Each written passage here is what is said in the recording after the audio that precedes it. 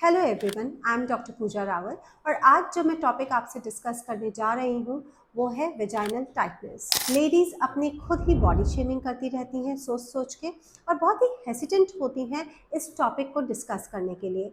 कई कई पेशेंट्स जो हमसे कभी बात कर लेती हैं वो तो ये तक कहते हैं कि उनकी सेक्सुअल लाइफ बहुत डिस्टर्ब हो गई है डिलीवरी के बाद, क्योंकि ये अपनी प्रॉब्लम कोई किसी से डिस्कस ही नहीं करना चाहता, सिर्फ गूगल की ही हेल्प ली जाती है।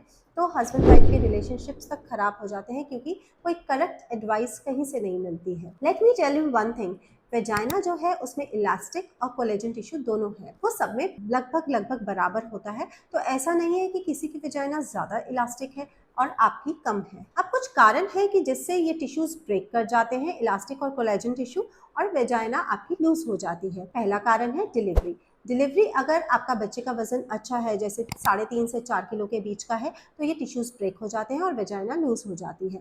अगर आपकी इंस्ट्रूमेंटल डिलीवरी हुई है, जैसे फोर्सेप्स वगैरह लगे हैं, तो भी टिश्यूज ब्रेक कर जाते हैं और वेजाइना ढीली पड़ जाती है। और अगर आपके मल्टीपल बर्थ्स हो चुके हैं, 3 से 4 या 5 बच्चों को जन्म दिया है, तो ऑटोमेटिकली हर बर्थ के साथ आपकी वेजाइना के टिश्यूज ब्रेक होते हैं और वेजाइना लूज पड़ती है। अब दूसरा एक जो कारण है वेजाइना के लूज होने का वो है मेनोपॉज। मेनोपॉज में औरतों में ईस्ट्रोजन हार्मोन की कमी हो जाती है, इससे ये सारे टिश्यूज ब्रेक कर जाते हैं, जो वल्वा का साइज है वो छोटा हो जाता है और वेजाइनल ड्राइनेस भी हो जाती है। इसमें इन्फेक्शंस होने के भी चांसेस होते हैं। आपकी वेजाइना का ब्लड सप्लाई भी कम हो जाता है मेनोपॉज के बाद। तो फिर जितने भी कनेक्टिव टिश्यू फाइबर्स है, कोलाजन है, मसल है, वो सब ब्रेकअप कर जाते हैं, टूट जाते हैं और वेजाइना ढीली पड़ जाती है। आपकी वेजाइना की मसल्स में उतनी स्ट्रेंथ नहीं रहती मेनोपॉज के बाद जो एक यंग फीमेल में होती है। अगर आप बहुत यंग एज से सेक्सुअल एक्टिविटी में इंडल्ज करते हैं या आपके मल्टीपल पार्टनर्स रहे हैं, तो भी आपकी वेजाइना लूज हो सकती है। Basically over use of muscles की वजह से आपकी वेजाइना इस टाइम लूज हो गई है। अब इसको कैसे हम ठीक कर सकते हैं? हम इसको पूरी तरह तो ठीक नहीं कर सकते क्योंकि ये तो भगवान की बनाई हुई चीज़ है। इसको हम दोबारा से उसी स्टेज पे तो नहीं ला सकते जो ये इनिशियली होती है, बट कुछ एक्सरसाइजेस हैं जिनसे ये हम इम्प्रूव कर सकते हैं, जैसे कि कीगल्स एक्सरसाइज। कीगल्स एक्सरसाइज क्या होती है कि जैसे आपको बहुत तेज़ पेशाब आ रहा है और आप उसको रोकने की कोशिश कर रहे हैं, ऐसे आप पेशाब को 10 सेकंड तक रोकिए, 20 सेकंड तक रोकिए और अपनी प्रैक्टिस बनाइए कि आप इसको 1 मिनट तक रोकने की कोशिश कीजिए। अगर आप ऐसे करेंगे तो आपकी मसल्स की स्ट्रेंथ इंप्रूव होगी और वेजाइना की इलास्टिसिटी भी इंप्रूव होगी।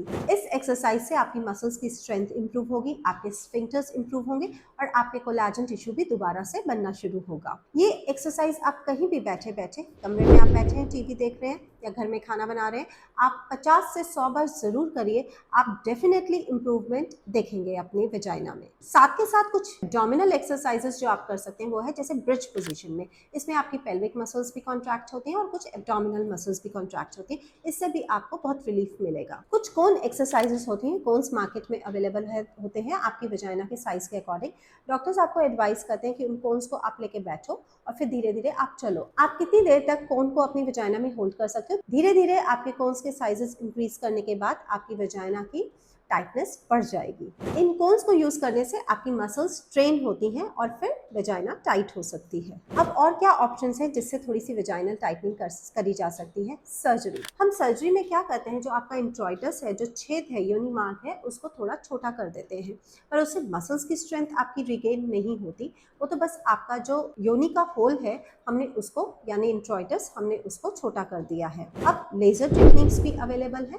तो लेजर से क्या होता है कि जो नर्व फाइबर्स डेड हो चुके हैं आपके वेजाइनल मसल्स में, उनको रिजुविनेट किया जाता है और उससे भी पेशेंट्स को लगता है कि वेजाइना टाइट हो गई है। But it's a costly treatment, तो बहुत सारे लोग इस चीज़ को अफोर्ड नहीं कर सकते। मैं उम्मीद करती हूँ कि जो जानकारी मैंने आपको दी है वो आपको फ़ायदा पहुंचाएगी और आप Kegels exercises, pelvic floor exercises अपने घर में ही बैठे कर सकते हैं और इनसे फ़ायदा उठा सकते हैं।